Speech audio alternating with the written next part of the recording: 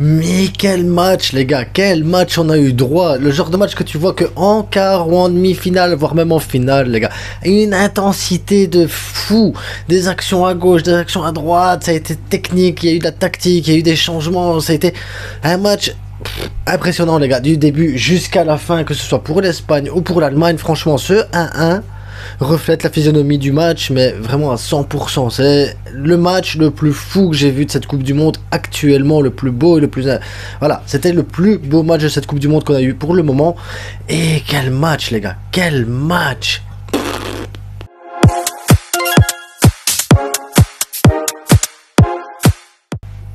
Donc, on commence direct avec la formation de l'Espagne. L'Espagne avait décidé de garder cette même formation qu'elle a eue au match précédent. La seule différence, c'est Carvajal à la place d'Azpilicueta. Et ça a bien marché. Première mi-temps, possession pour l'Espagne. Les ballons étaient pour l'Espagne. Les actions étaient pour l'Espagne. Défensivement, ça tenait bien et tout ça, à part 2 ou 3 petites erreurs comme ça qu'il y a eu. Mais c'est minime comme ça, les erreurs. L'Espagne aurait pu marquer directement au début de match, avec cette frappe d'Olmo que, heureusement pour les Allemands, Neuer dévie sur la barre transversale. Sinon, c'était déjà 1-0 et ça faisait à peine 10-12 minutes. Enfin, et je vais pas revenir sur toutes les actions, mais voilà, ça c'était pour moi un des faits marquants. Deuxième autre fait marquant, c'est le but de Rudiger hors-jeu à la mi-temps.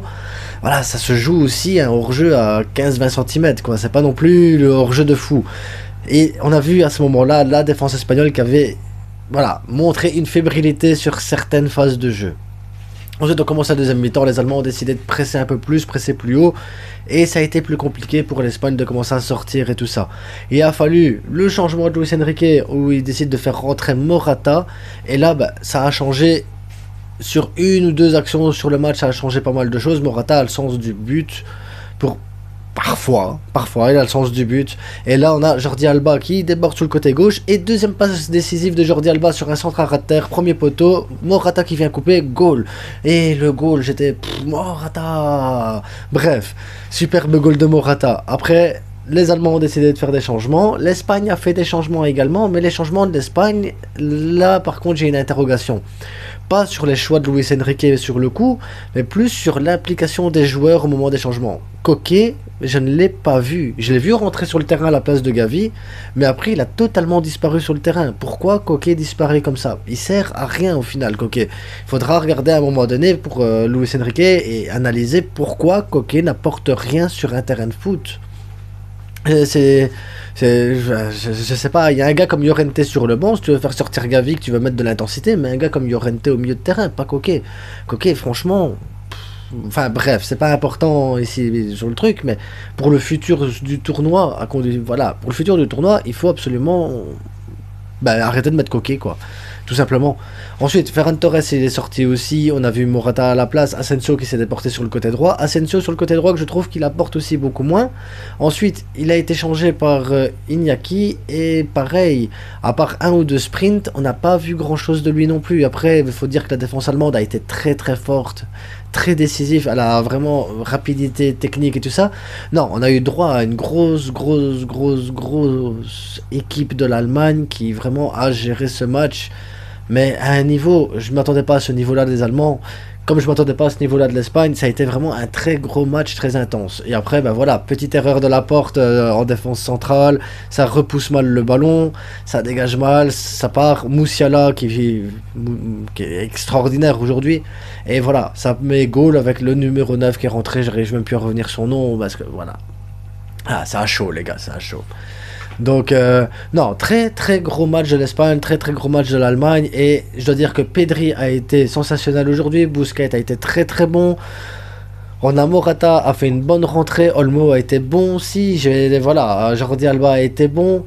On a eu beaucoup de joueurs qui étaient au niveau, mais vraiment beaucoup de joueurs au niveau. Maintenant, si je dois mettre quelques joueurs qui n'étaient pas au niveau, pour moi, il y a Carvajal n'était pas au niveau, Iñaki n'était pas au niveau, on a Koke qui n'était pas du tout, mais du tout au niveau. Voilà, c'est des petites faiblesses comme ça ainsi que l'Espagne elle a eu aujourd'hui. Mais à côté de ça, voilà, gros match de l'Espagne. Ça a été voilà, j'aurais préféré avoir la victoire, qu'on soit tranquille avec les 6 points, voilà, qu'on soit qualifié, c'était bon. Malheureusement, ça sera pas aujourd'hui la qualification. Ça sera, j'espère, dans 3-4 jours, je pense, ça y est, contre le Japon. Et ça va être un match à mon avis très très disputé parce que bah, l'Espagne n'est pas qualifiée, le Japon n'est pas qualifié, l'Allemagne et le Costa Rica ne sont pas encore qualifiés et personne n'est encore éliminé. Donc ça va être très très serré. Petit point aussi sur l'Allemagne, Musiala. Quel joueur les gars, Musiala c'est un super joueur, franchement. Il est, voilà, déjà le match contre le Japon, il avait fait pas mal de choses assez bien. Et ici contre l'Espagne, j'ai trouvé qu'il a réussi à élever son niveau. Et ça s'est vu, ça s'est vu. Si Musiala il est pas là, je pense que c'est compliqué pour l'Allemagne de créer des situations de jeu comme ils ont eu aujourd'hui. Mais quel match les gars, quel match. Oh, pouf, enfin, ça finit par Espagne première avec 4 points, Japon, Costa Rica 3 points, l'Allemagne dernière avec 1 point. Mais l'Allemagne qui joue contre le Costa Rica, donc si l'Allemagne gagne contre le Costa Rica, elle se retrouve avec 4 points. Et si le Japon gagne contre l'Espagne, l'Espagne ben, reste avec ses 4 points aussi. Ça va se jouer avec les goal average, les gars. Et je pense que ça va être très compliqué. Personne n'est réellement qualifié encore dans ce groupe. Donc, méfiance, un peu comme j'ai dit à la vidéo précédente avec le Maroc. Vous n'êtes pas encore qualifiés, chers amis marocains. Nous, Espagnols, ne sommes pas encore qualifiés non plus. On a 4 points, on n'a pas encore perdu, mais tout est possible dans cette Coupe du Monde. Donc, faut se méfier, faut jouer le coup à fond, faut aller chercher la victoire contre le Japon et terminer premier de ce groupe, les gars. Juste terminer premier de ce groupe et c'est tout. Allez, on se laisse ici pour ce soir et je vais aller me prendre un bain et me reposer. J'en peux plus, j'en peux plus. Bonne soirée les gars et bonne Coupe du Monde et on se retrouve demain pour un débrief, mais là, un débrief général de toute la journée, voilà. Avec le boulot, c'est compliqué de faire des débriefs toutes les 2 heures, donc à demain soir pour un débrief général les gars. Bonne soirée.